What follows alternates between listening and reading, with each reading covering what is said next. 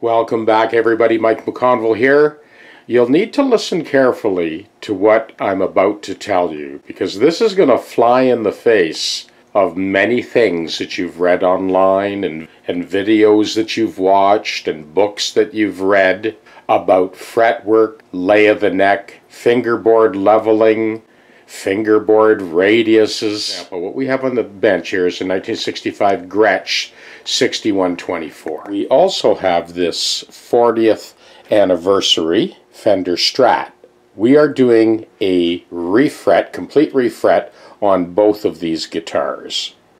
Both of these guitars need some correction in the lay of the neck or the lay of the fingerboard along the trajectory of the string path.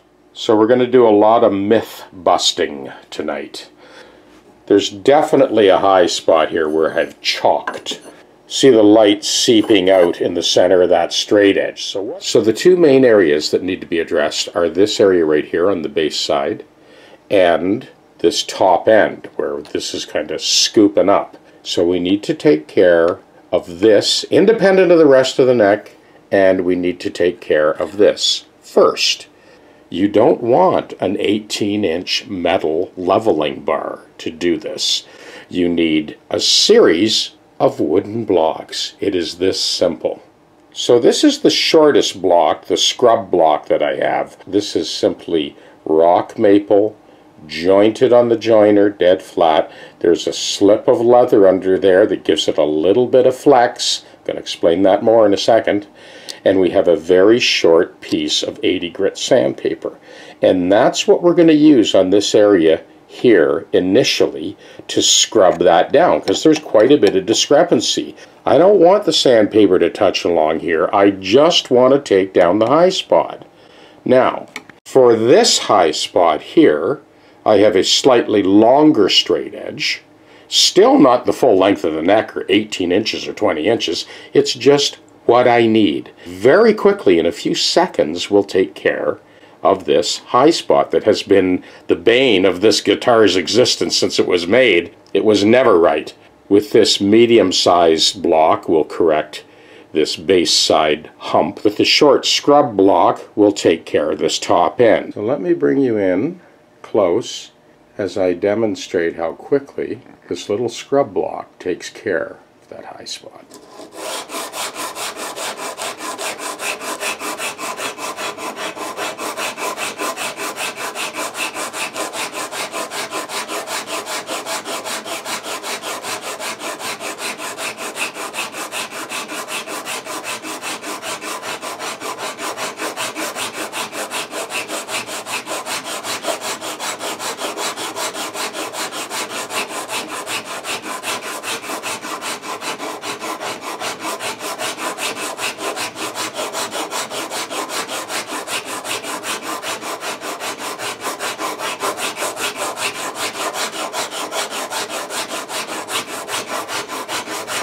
That's how quick we took care of that raised section there. I can put my straight edge on there now, and it's done.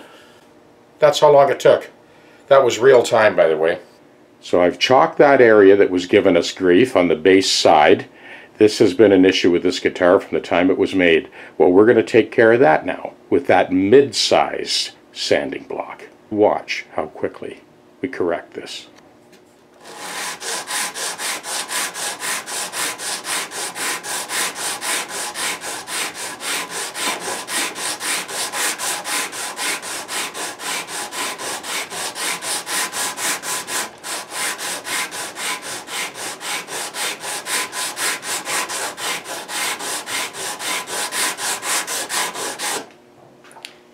Get our straight edge out again, and that has basically taken care of it. That was real time. You're watching me sand. Okay, here's the next step that I need to explain. As everybody knows, the truss rod, and this is a standard truss rod, not a two-way truss rod, just an old-fashioned style truss rod thread. When you put tension on that rod, it counteracts the pull of the strings. So the strings want to pull the neck up like a banana. The truss rod counteracts that and pulls it back down. So when you have the luxury to level the fingerboard one of the things you want to be sure of, and I'm always pointing this out in my classes, you want to make sure that you have a certain amount of load on that truss rod. There's my point of contact. What I'm saying is you want to have about quarter turn of load on that truss rod once that nut is engaged the stop plate. And here's why. Because in order for the neck to be completely adjustable in perpetuity for whatever string or whatever tuning the player decides on, you always need to have the possibility to put some relief in the neck. By putting a little bit of load on that truss rod and then truing the neck up dead straight along the trajectory of the string path from the nut to the end of the fingerboard, what that means is even without string load, with that tension that we've put on that nut, when we loosen it off, even without string load on the neck, it'll come up into just a slight little bit of relief. Now what that means in the long run is that whatever gauge of string, whatever tuning that any player into the distant future decides to use, this neck will always be adjustable. You'll always be able to get it dead straight or with just a little bit of relief. And that's why we load the truss rod a little bit before we level. Okay, next point. The fingerboard radius is also something that causes all kinds of unnecessary confusion. So before I started, I made up a radius gauge, taking a tracing off that fingerboard. So now we have a radius template to be able to maintain the radius of that fingerboard.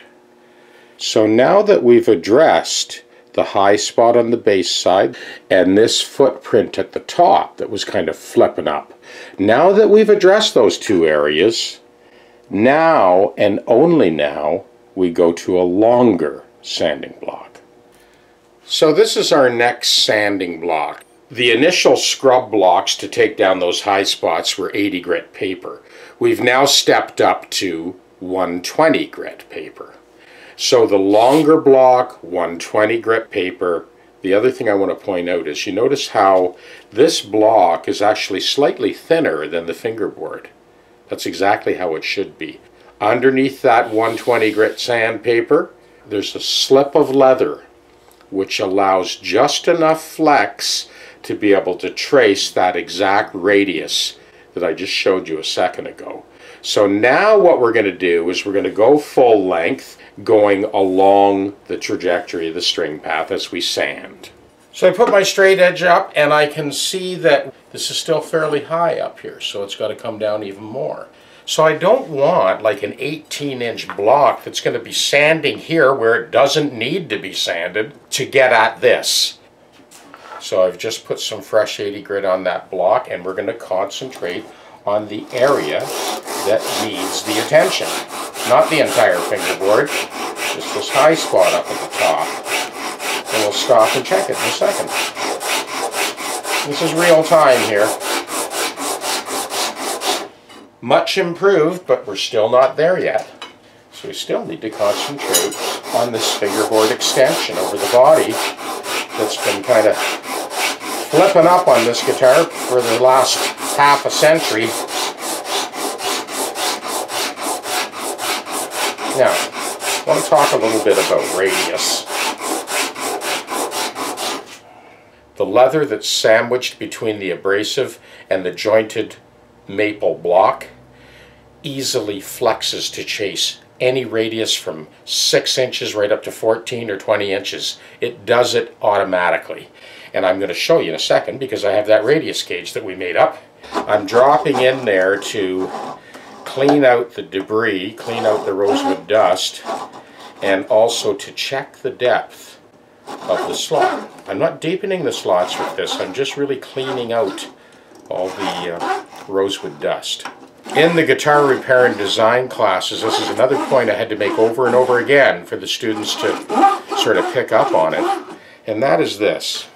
When you're leveling a fingerboard, in this case we're leveling and correcting and maintaining a radius, when you're done, ultimately the outside edges of the fingerboard should be sharp to the touch. The reason for that is When you install the fret, in order for the underside of the crown of the fret to be good and solid to the wood on the outside extremities, you don't want to roll off that outside edge. So you can roll it off after the frets are installed, but before the frets go in, that whole edge, the entire length, and I'm going to be checking this as we go, should feel sharp to the touch. We're opening up all of these fret slots with a 22 thou kerf dovetail saw. As you saw, we took quite a bit off here, so I made sure that we had enough depth in that slot to receive the tang of the new frets. Okay, that's it. They're all opened up now. This is our radius gauge that I made up. The block with the leather slip under there just naturally followed that radius. It's perfect. No math. I didn't have a radiused aluminum tube. I just had those small sanding blocks, and as you can see, I've got a whole selection of them. From 2 inches to about 11 inches, that's the longest I ever used. It automatically just follows that radius flawlessly. I made no effort whatsoever to follow that. It's perfect. Well, the fingerboard is leveled perfectly and radius perfectly. How's this for a radius match? There's your fingerboard, and there is your fret crown. Okay, again, I didn't make a huge effort to follow that radius. Those sanding blocks, although they're dead flat, that little slip of leather just naturally follows whatever radius you happen to be sanding. I usually count going from one side of the fingerboard to the other to sort of respect that arch, but I don't make a real conscious effort to follow any particular radius, and that just naturally followed it perfectly. There you go. So these jobs always obviously go quite a bit slower when I'm taking the time to film for your benefit. I'm going to call it a night. So the Gretsch is ready for frets, and they're going to go in the morning. I didn't manage to get any further on Bob's Strat because I kind of spent the time filming that Gretsch. But we will get the Strat leveled, and the frets will go in both these guitars tomorrow. Cheers.